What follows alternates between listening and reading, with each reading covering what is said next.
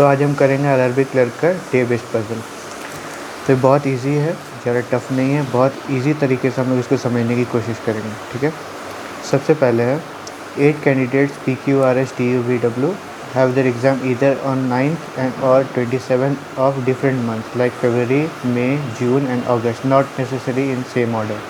ये बस इतना जो है, इतना समझ के हम लोग को एक फ्रेम तैयार कर लेना। सबसे पहले जैसे 9th और 27th है तो 8 लोग हैं, 9, 27, 9, 27, 9, 27, 9, 27। That's it. कौन कौन से मंथ है? फरवरी, मई, जून और अगस्त। यहाँ फेब, मई, जून, यहाँ अगस्त। बस इतना हम लोग को मार्क कर लेना है कौन सा मंथ 31st का है। तो ये 31st का है, ये 31st का। बाकी फेब तो या तो 28 का होगा या 29 का होगा, लेस देन 30 डेज़ होगा, और ये 30 डेज़ का होता है। बस अब इतना दूर का कंडीशन था, इतना हम लोग को फ्रेम बना लेना। अब कंडीशंस नोट करेंगे इस side. 2 candidates have exam between S and P। तो S और P के बीच में 2 लोग हैं। ठीक है। Q has exam on 27th of any month and is immediately before P। Q का जो एग्ज़ाम है वो किसी भी मंथ के 27th को है और P से जस्ट पहले है उसके। इतना कंडीशन नोट हो गया।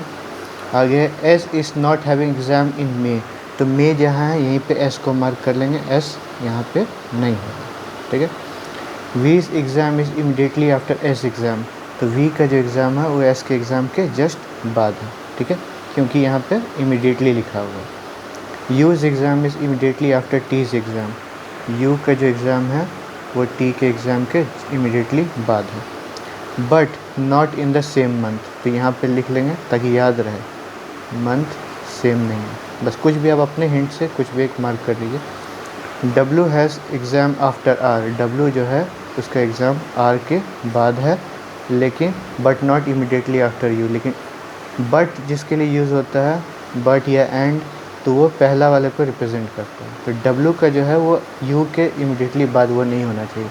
तो U के इमीडिएटली बाद W नहीं होना चाहिए। बस सारे कंडीशंस नोट हो गए।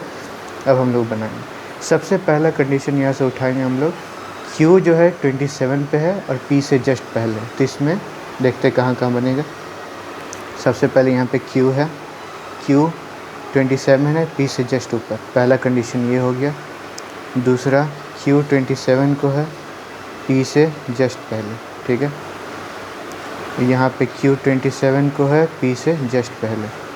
अब इसके बाद हम लोग नहीं लिख सकते, क्योंकि यहाँ पे अगर 27 पे Q लिखेंगे तो P के लिए नीचे जगह नहीं है। पहला कंडीशन ये हो गया, इसको हटा देंगे यहाँ से। ठीक है। S से 2 छोड़ के P है, मतलब S और P के बीच में 2 लोग हैं। तो P से 2 छोड़ के 1, 2 छोड़ के यहाँ पे S हो जाएगा।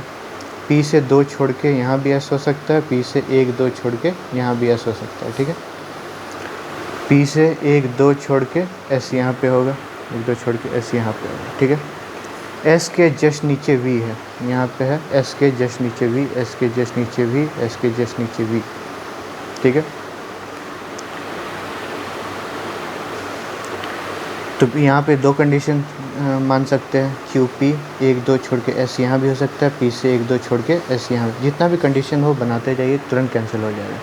अब यहाँ पे S के नीचे V आना चाहिए, S के नीचे V नहीं आ पाएगा, S के जस्ट नीचे V है, तो ये यहाँ पे कैंसिल हो जाएगा। S के नीचे V है। ठीक है। अब यहाँ पे है T के जस्ट नीचे U होना चाहिए, लेकिन सेम मंथ में नहीं है। तो T के जस्ट नीचे U होना चाहिए, तो यहीं एक जगह है। T के नीचे U होना चाहिए, लेकिन सेम मंथ में भी नहीं है।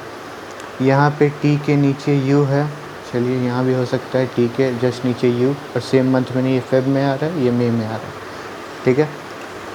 और यहाँ पे T के जस्ट नीचे U है, दोनों अलग अलग मंथ में। ठीक है।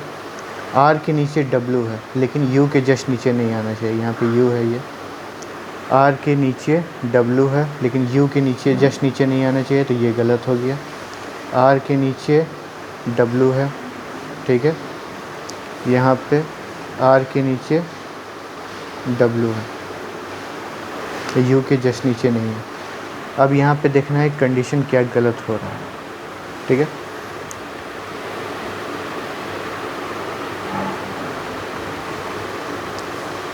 दोनों सेम मंथ में, ये आना चाहिए, पी से 2 छोड़ के एस है, टी से जस्ट नीचे यू है। हाँ, यहाँ पे कंडीशन क्या हो रहा है गलत कि एस जो है मे में नहीं आना चाहिए, एस जो है यहाँ पे मे में आ रहा है, तो ये हो जाएगा गलत, ये हो जाएगा आपका करेक्ट। तो R Q P T U S V W ये आपका करेक्ट सीक्वेंस है। आप क्वेश्चन एक बार चाहे तो अच्छे से नोट कर लीजिए और ख़ुद बनाने की कोशिश कीजिएगा। और इसी तरह का कोई भी आपको डाउट हो, कौन सा एग्ज़ाम का आपको क्वेश्चंस चाहिए, तो आप कमेंट कीजिएगा, उसी हिसाब से आगे की वीडियोस मिलेगी आपको।